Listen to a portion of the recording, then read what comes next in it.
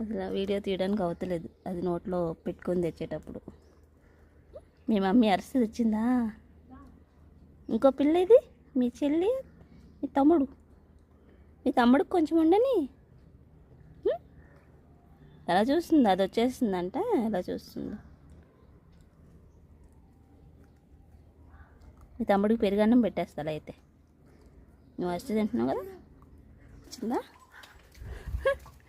ఇంకోటి తెచ్చింది ఫ్రెండ్, చూడండి. ఇంకోటి ఎక్కడి నుంచి తెచ్చిందిరా? అక్కడ ఉందా?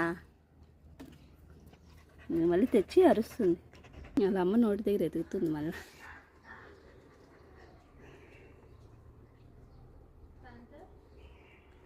ఏ రావట్లేదా?